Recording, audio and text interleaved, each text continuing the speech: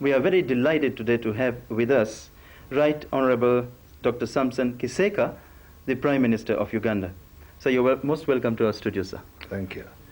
And to talk to the Prime Minister, I have with me Mr. Charles Kabuye and Mr. Jesse Mashatte from the Current Affairs section of Uganda Television.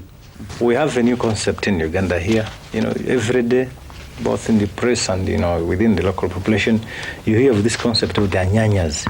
Anyanya basically refers to the people who have just immediately been defeated.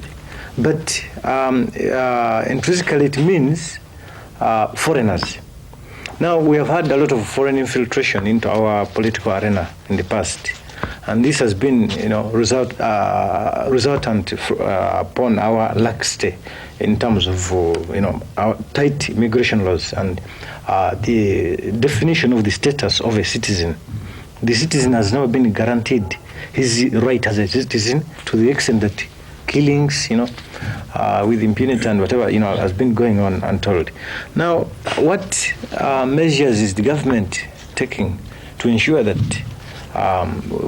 citizens are registered properly and defined properly and enjoy their patriotic admiration of their citizenship as the First of all, when you say a nyanya, I don't mind what a nyanya means, because that's a slogan. Obote came here in 1960, he said tribalism. But we have had these tribes before Obote, even his father, grandfather were born. We had tribes here. There must be, in Uganda, there's Lango, there's Chori, there's Buganda, there's Ankole, there's Gishu.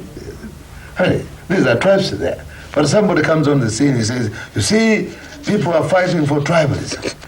And the outside world is quite happy, saying, you see, in Uganda, you can do nothing but tribal fighting. But they forget that the thing is injustice.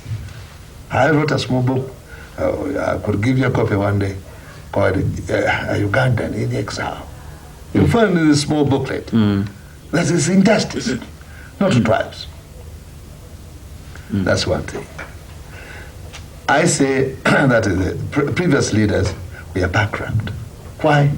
Have you ever found any state anywhere in the world where there isn't any national identity but Uganda? So you don't know, anybody can come here and stay here as a Ugandan. Because you have no way to identify. I think that must be one of the priorities of identifying the Ugandans.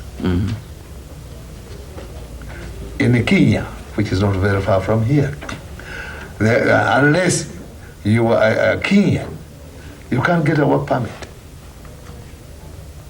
If I am an employer in Kenya and I employ you, I pay 3,000 shillings a year, Kenya money.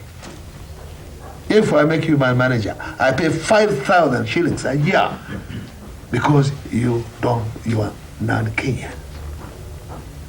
And you'll find, which worries me at times, that there's a minister in the Kenya government whose brother is a Yoweri, who has been our ambassador. Yes. Oh, yes. Yeah, there should be some kind of demarcation. That's right. That is true, this identity. I think you understand that. So don't worry about nyanyas, don't worry about this. Those are just the slogans.